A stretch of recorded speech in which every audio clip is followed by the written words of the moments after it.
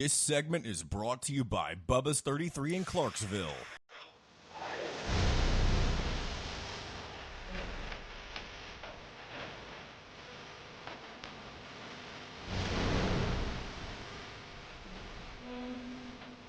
Welcome back, Indiana Sports Feed Radio on this Tuesday, and an extra special invite as Tricia Whitaker joins us. If you're a Hoosier fan, you know Tricia, former Hoosier herself. She used to be a sports anchor on, was it CBS station in Indianapolis, RTV, and now she is for what's this your fifth season as a sideline reporter for the Tampa Bay Rays. It was my sixth with the Rays and my third with Apple TV. So, yeah.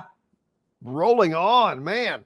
And Indiana fans are lucky to get her back, as this Friday she will have the honor of hosting or emceeing Hoosier Hysteria and doing it by herself. And I was last year, it took two people to do that, with Rhett and Courtney getting the job last year. But Tricia's handling it all by herself this year. That's how good she is. Well, we'll see. The jury is still out. We'll see. You let me know Friday night at about 10 p.m. what you think. Oh, no doubts about that. First of all, I know you have to just you have a job that you just have to love going to work to every day. It's every day is different, different game, different people, different everything, but that just has to be a blast to get to do. It is. It's such a blast. I love it. So I cover the Rays the majority of the time, but every Friday I do Apple TV, which is a national Friday night baseball game. So that they picked up the rights to that in 2022, and that's been so much fun. Like we did at the end of the season, one of our games was Yankees Red Sox exclusively on Apple, and that was the game that Aaron Judge hit a grand slam, a go-ahead grand slam, and they went on to clinch the postseason just about a week later. So that's been super, super fun. And you're right. I get to meet new people every single day. I get to cover every single team in the league. So I know a lot of people in Indiana are Cubs fans. We do the Cubs, we do the White Sox, we do the Reds, we do the Cardinals, we do everybody. So that's my favorite part of the job, is just meeting different people every single day. No day is ever the same. It's the best. There you go. Yeah, I'm a withering Reds fan. Just feel like a Cubs fan, but trust me. And Tito, he's a good one. I love it. They just hired a new coach and new manager and Terry Francona. So hopefully good things are on the way, maybe. But yeah, baseball season still in the playoffs right now, as getting whittled down before the World Series starts.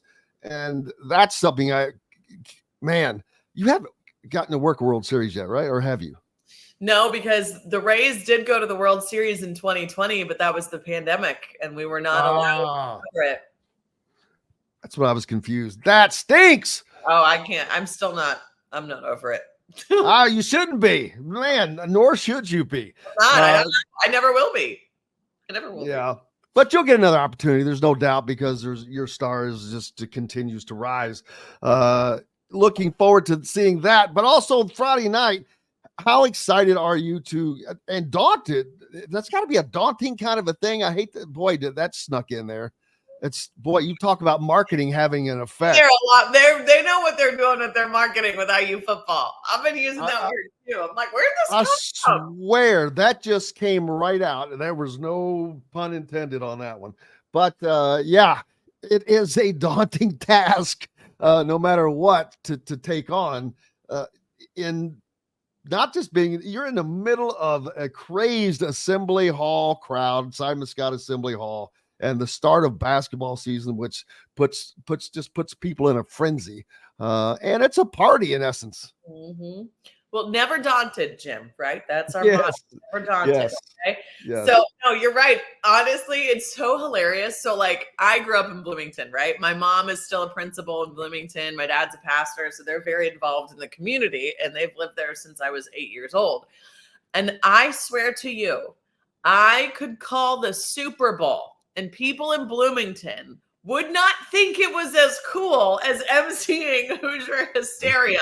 Like, my mom got home from school. She's like, I told all the teachers that you're emceeing Hoosier Hysteria. And I'm like, Yeah, Mom, it is very cool. I'm very excited, but like you realize I'm interviewing Aaron Judge on a regular basis. I'm interviewing Juan Soto on it. She's like, I know, but they're so excited to see you. I'm just like, all right. But it is so cool. Like, I mean, it's just like, I grew up going to Hoosier Hysteria. I grew up waiting in line to go with my dad. That was back in the day when Bob Knight made everybody bring canned goods to the game.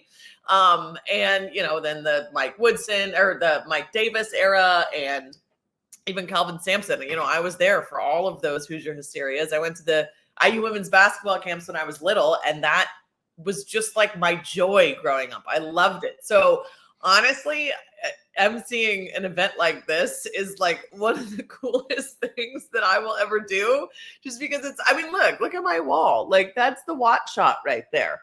That's Bob Knight throwing the chair. Like, that's, no matter where I go in my career, IU basketball and Bloomington and Assembly Hall is just always going to be right there in my heart. So I'm like so excited I can't explain. Try not to be nervous. Well, they're fortunate to have you for sure, and I can imagine what the thoughts would be like.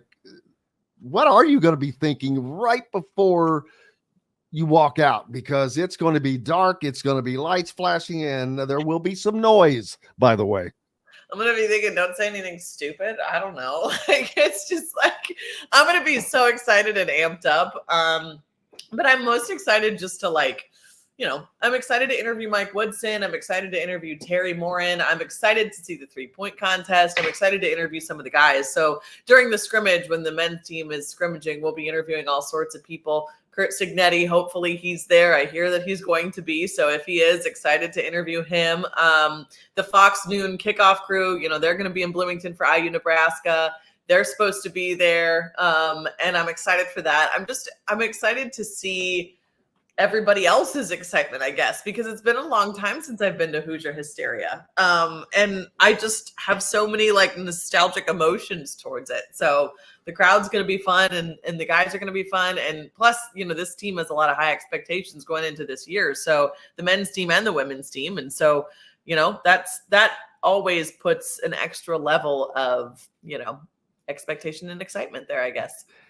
And because of all these ingredients that are packaged together with the expectations of the men's team, the women's team, the general excitement for basketball that everyone always has for Indiana, and this football program, the 6-0 program that is looking to go 7-0 against Nebraska on Saturday. I assume you'll be able to be there for that game. Oh, I would not miss it for the world. I'm so excited.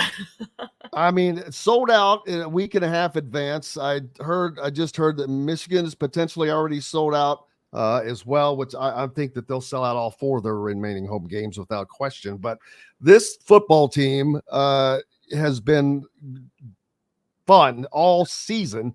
They have been proving doubters wrong, but they still have to continue to do that for another 6 weeks because until they do it, I don't think anyone's just really going to believe it. But they've done it so up to this point so far, and it has been a blast. A Nebraska team that is coming in here, and they're good. This is going to be a good old-fashioned Big Ten game, and with a lot of marbles on the line. I know. It's going to be so much fun. When I was a student, I covered IU football the season that they went 1-11.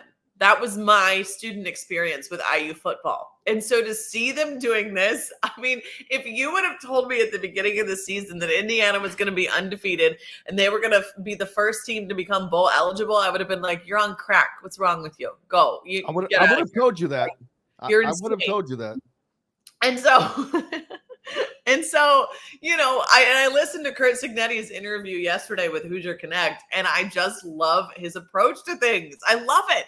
And, he's asking him, he's like, we're not used to this type of mentality around here. That doesn't happen. And he's like, but that's just the way I operate. And I mean, that's just so badass to me. I love that so much. And you needed that for IU football because for so long, I mean, let's be honest. I can't even sugarcoat it. We were a laughing stock. It was like Big Ten football, but IU football. Are they really Big Ten football? They weren't for so long. I mean, they were, but they did not live up to that caliber and that standard. And to see what they're doing now, I mean, I used to always tune into IU football games. I would never watch the whole thing because it would just end in heartbreak. And you're sitting there watching even the Northwestern game, and you notice how much PTSD you have as an IU football fan. You're like, this isn't going to last. They're not going to win this game. There's going to be something that happens here in the fourth quarter. And I'm like, stop it. It's different now. But it's like that PTSD from the past. So I love it. I cannot wait to be there on Saturday and just see the hype around it. I hope that everybody gets their butts in those seats. And it's just going to be so fun. It's making me so happy.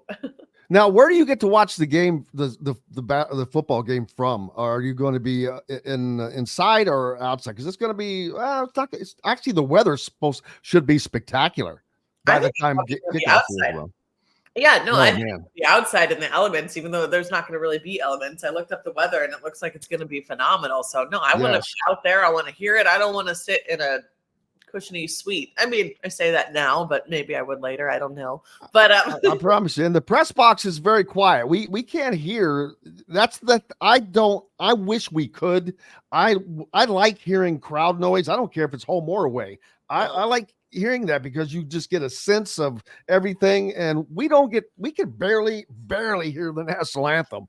I've spent years in the press box. I mean, for baseball, I don't sit in the press box. I sit right by the dugout, and I don't want to go to the press box. I love it down there. So no, I want to be down close to the field and maybe on the field. I'll see if I can get a pass. After emceeing Hoosier Hysteria, I might walk up to Kurt and say, hey, you got a pass for me? I want to be right on the sideline there. I bring good luck, I promise.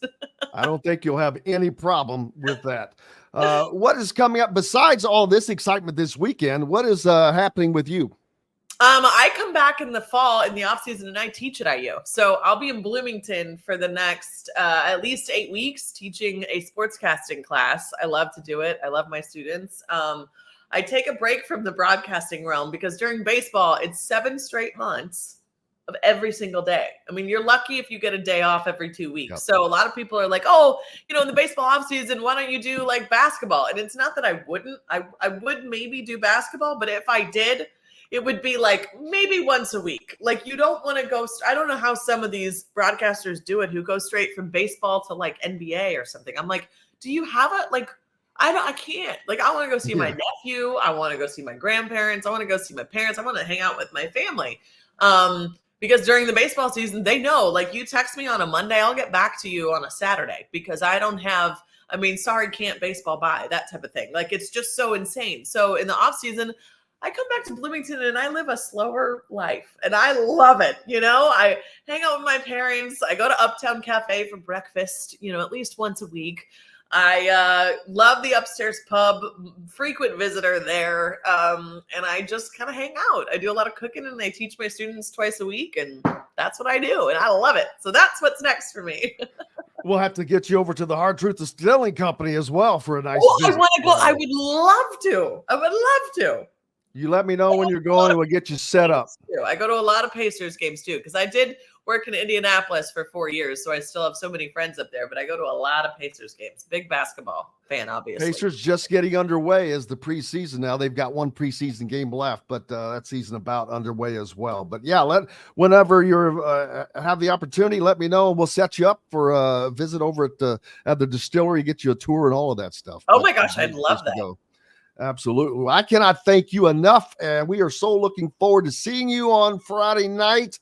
And of course, you'll be at the game on Saturday as well. But enjoy your trip in.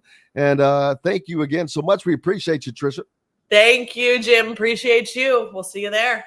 Absolutely. Tricia Whitaker joining us here on Indiana Sports Beat Radio from the Hard Truth Distilling Company studios. We've got more when we come back.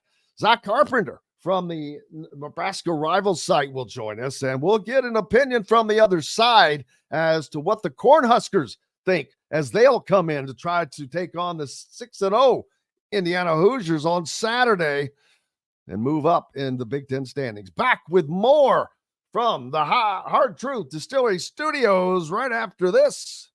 Segment is brought to you by RE/MAX Advanced Realty, Indy Home Pros team by Cheryl Sizemore.